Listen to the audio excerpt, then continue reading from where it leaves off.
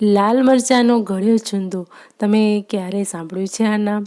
કેરીનો ચૂંદો તો તમે ઘણો બનાવ્યો છે, પરંતુ રાજકોટમાં ગાંઠિયાની સાથે ગાંઠિયા, પાપડી, ફાફડા બધાની સાથે સવારના નાસ્તામાં આ ચૂંદો આપવામાં આવે છે અને બહુ જ ફેમસ છે અને બહુ જ ટેસ્ટી પણ લાગે છે. જેવી રીતે આપણે કેરીનો ચૂંદો બનાવીએ છીએ એવી જ રીતે લાલ મરચાંનો પણ ચૂંદો બને છે.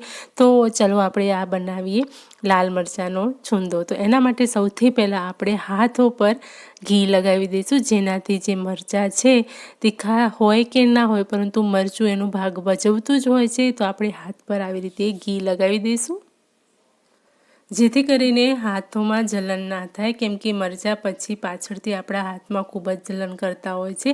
તો આપણે અહીંયા મરચાંને સારી રીતે ધોઈ લીધા છે અને કોરા પણ કરી લીધા છે. એના પછી મરચાંનો દાંડલો કાઢીને આવી રીતે આપણે એના બધા જ બિયા કાઢી લેવાના છે. રાજકોટમાં વણેલા ગાંઠિયાની સાથે અથવા તો ગાંઠિયાની સાથે ઘણા બધા અથાણાઓ મળતા હોય છે. સવારમાં કેરીનો ચૂંદો, કેરીનું અથાણું, મરચાં, લીલા મરચાં, બધા ઘણા રાયતા બધું મળતું જ છે, પરંતુ સાથે સાથે આ લાલ મરચાંનો ગળ્યો ચૂંદો પણ હોય છે. લાલ મરચાંનો ગળ્યો ચૂંદો જે છે એટલો ટેસ્ટી હોય છે અને ખબર જ ના પડે કે આ લાલ મરચાંમાંથી બનાવેલો છે. તો અહીંયા મેં લાલ મરચાંને ડંઠલ કાઢી લીધા, બિયા કાઢી લીધા અને હવે આપણે એના નાના નાના આવા કટકા કરવાના છે. આપણે આ બધા મરચાંને અધકચરા આપણે પીસવાના છે, એટલે ટુકડા નાના મોટા હશે તો એનો કંઈ વાંધો નહીં આવે. આપણે એને અધકચરા વાટવાના છે. તમે ખાંડણીથી નહીં, પરંતુ મિક્સર જારમાં આપણે આને વાટવાના છે. પલ્સ મોડ ઉપર જ આ બધા મરચાંને આપણે વાટવાના છે. તો મેં અહીંયા બધા જ મરચાંના નાના નાના પીસ કરી લીધા છે. હવે આપણે આને મિક્સર જારમાં આપણે આને પલ્સ મોડ પર આપણે પીસી લઈશું. એકદમ ફાઇન પેસ્ટ નથી કરવાની, આપણે આને અધકચરા જ વાટવાના છે. આપણે બધા જ ટુકડાને વારાફરતી મિક્સર જારમાં જેટલા સમાય એટલા વારાફરતી આપણે એને પીસી લેવાના છે. તો તમે અહીંયા જોઈ શકો છો કે આપણે ટુકડાને એકદમ ફાઇન પેસ્ટ નથી કરી, પરંતુ અધકચરા રહી ગયા છે અને ક્યાંક ક્યાંક ટુકડા પણ રહી ગયા છે. ગળ્યા ચૂંદામાં આવા જ ટુકડા હોય છે. રાજકોટમાં પણ ગાંઠિયાની સાથે આવી જ રીતે કટકા અંદર ઉમેરેલા હોય છે. તો હવે આ મસાલાને સાઈડમાં રાખીશું પેસ્ટને, અને આના માટેનો મસાલો તૈયાર કરીશું. એના માટે મેં 1 ચમચી વરિયાળી લીધી છે, 3 ચમચી જેટલું મેં અહીંયા મેથીના કુરિયા લીધા છે અને 3 ચમચી જેટલા મેં રાઈના કુરિયા લીધા છે. 1 ચમચી મેં જીરું લીધું છે અને આ બધાને આપણે દરદરું પીસી લેવાનું છે અને બીજા એક વાસણમાં વાટકામાં કાઢી લેવાનું છે. અહીંયા મેં પેન લીધી છે અને એનામાં 1.5 પાવડા જેટલું તેલ લીધું છે. તેલ ગરમ થઈ જાય એટલે આપણે એમાં હિંગનો વઘાર કરીશું. હિંગ ગરમ થઈ જાય એટલે એની અંદર આપણે જે મસાલો બનાવ્યો છે એ એડ કરી દેવાનો છે. ગેસની આંચ આપણે એકદમ ધીમી જ રાખવાની છે, હાઈ ફ્લેમમાં નથી કરવાનું. આવી રીતે આને આપણે સારી રીતે સાંતળી લેવાનું છે. મસાલો તેલની અંદર સારી રીતે મિક્સ થઈ જવો જોઈએ. 1 મિનિટ સુધી આપણે આવી રીતે સાંતળ્યા બાદ આની અંદર આપણે ઉમેરીશું 1 ચમચી જેટલી હળદર અને 1 ચમચી જેટલું હું અહીંયા કશ્મીરી લાલ મિર્ચ પાવડર ઉમેરીશ. એ પણ આના કલર માટે આપણે ઉમેરવાનું છે. લાલ મરચું તો તીખું જ હોય છે, પરંતુ આપણે કલર માટે જ હું અહીંયા ઉમેરું છું. અને આની અંદર આપણે ઉમેરીશું 1 ચમચી જેટલું મીઠું. તમે સ્વાદ અનુસાર મીઠું અંદર એડ કરી શકો છો. અને આ બધા જ મસાલાને આપણે સારી રીતે સાંતળી લેવાના છે અને તુરંત જ આપણે આની અંદર 250 ગ્રામ જેટલો ગોળ ઉમેરીશું. હું અહીંયા કહેવાનું ભૂલી ગઈ કે મેં 1 કિલો જેટલા લાલ મરચાં લીધા છે. 1 કિલો લાલ મરચાંમાં આપણે 250 ગ્રામ જેટલો ગોળ એડ કરીશું અને આ ગોળને આપણે સારી રીતે આવી રીતે ચલાવતા રહીશું. ગોળને આપણે મેલ્ટ થવા દેવાનો છે અને ગેસની આંચ આપણે ધીમી જ રાખવાની છે. ધીમી આંચે આપણે ગોળને મેલ્ટ થવા દેવાનો છે. ગોળ ઓગળી જાય ત્યાં સુધી આપણે આને આવી જ રીતે ચલાવતા રહેવાનું છે. આને છોડી નથી દેવાની, કન્ટિન્યુ આપણે એને ચલાવતું રહેવાનું છે. આપણે જ્યારે હળદર અને લાલ મરચું એડ કર્યું ત્યારે તમે એની અંદર આમચૂર પાવડર પણ એડ કરી શકો છો. હું અહીંયા આમચૂર પાવડર એડ નથી કરતી, ખટાશ માટે જ આમચૂર પાવડર આપણે એડ કરતા હોઈએ છીએ. હું અહીંયા વિનેગરનો ઉપયોગ કરવાની છું, એટલા માટે હું આમચૂર પાવડર નથી એડ કરતી. અહીંયા ગોળ આપણો મેલ્ટ થઈ જાય એટલે તરત જ આપણે જે મરચાંનું જે દરદરું પેસ્ટ બનાવીને રાખ્યું છે એ આપણે આની અંદર એડ કરી દેવાનું છે મરચાંને.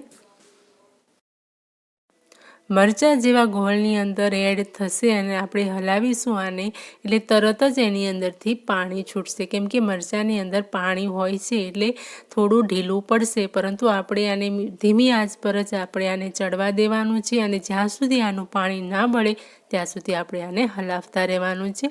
આ મરચાંના પાણીને બળતા લગભગ 4 મિનિટ જેવું લાગે છે, 4 થી 5 મિનિટ જેટલું લાગશે અને પાણી બળી જાય ત્યારે તમને હું જોવાની ટ્રીક બતાવું કે આપણે આની અંદર ચાસણી થવા દેવાની છે। ચાસણી કઈ રીતે કેવી ચાસણી થવા દેવાની છે એ આગળ આપણે જોઈશું, પરંતુ અત્યારે આપણે આને ધીમી આંચ પર આપણે આને હલાવતા જ રહેવાનું છે।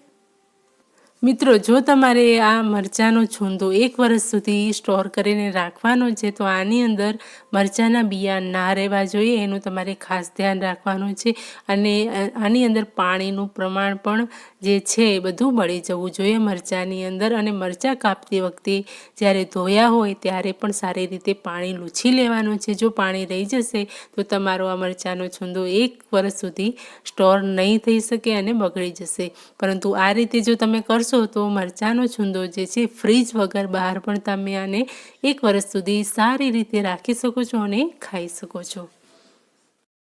તો અહીંયા મરચાંનું પાણી બળી ગયું છે ને અહીંયા તમે જોઈ શકો છો કે આવી રીતે તાર થવો જોઈએ, તાર તૂટી જવો જોઈએ, ચાસણીનો તાર એક સરખો ના થવો જોઈએ, ત્યારે સમજી લેવાનું કે આપણો મરચાંનો છૂંદો જે છે એમાં ચાસણી તૈયાર થઈ ગઈ છે। અને ત્યાર પછી આપણે ગેસની ફ્લેમને બંધ કરીને આને નીચે ઉતારી લેવાનું છે અને પછી 30 મિનિટ સુધી અડધા કલાક સુધી આપણે આને ઠંડુ થવા દેવાનું છે।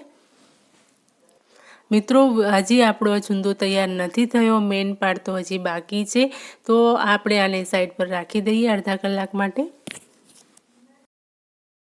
તો અડધા કલાક પછી આપણે આની અંદર ઉમેરવાનું છે વિનેગર।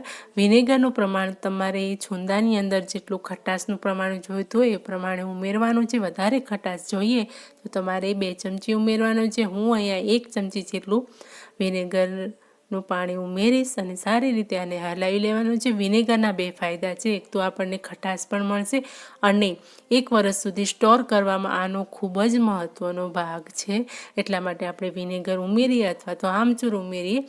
આમચૂર કરતાં મારું કહેવાનું છે કે તમે વિનેગર જ ઉમેરો તો સારું રહેશે અને પછી સારી રીતે એને મિક્સ કરી લેવાનું છે। આને વિનેગરનું પાણી એડ કર્યા પછી આને મિક્સ કરવું સારી રીતે ખૂબ જ જરૂરી છે। એમાં પણ જો તમે એક સાઈડમાં રહી જશે અને એક સાઈડમાં વિનેગર હશે તો પણ તમારો છૂંદો 1 વર્ષ સુધી રહી નહીં શકે, એટલા માટે જે પણ વસ્તુ એડ કરો એને સારી રીતે મિક્સ કરો અને પછી તમે આ છૂંદાને એક કાચની બરણીમાં આવી રીતે કોઈ પણ કાચનું કન્ટેનર તમે લઈ લો, એની અંદર છૂંદાને એડ કરવાનો છે અને ભરવાનો છે, પરંતુ બરણીને પહેલાં સારી રીતે ધોઈ તડકામાં સૂકવીને પછી જ આપણે આની અંદર આ છૂંદો ભરવાનો છે, તો જ તમારો છૂંદો 1 વર્ષ સુધી રહી શકશે। ઘણાનો પ્રોબ્લેમ એવો હોય છે કે છૂંદો કે કેરીનું અથાણું કે કોઈ પણ અથાણું રહેતું નથી, એનું મેઇન કારણ હોય છે તમારી બરણી જે સાફ ના હોય તો પણ છૂંદો બગડવાનું કારણ બની શકે છે। તો અહીંયા આપણો આ લાલ મરચાંનો છૂંદો થઈ ગયો છે તૈયાર અને 1 વર્ષ સુધી આને કંઈ પણ નહીં થાય। મિત્રો, આજની રેસીપી જો તમને જરા પણ ગમી હોય તો પ્લીઝ વિડીયો પર લાઇક કરજો, શેર કરજો અને ચેનલ પર નવા છો તો ચેનલને સબસ્ક્રાઈબ કરજો। મળું છું આવી જ વાનગીઓ સાથે।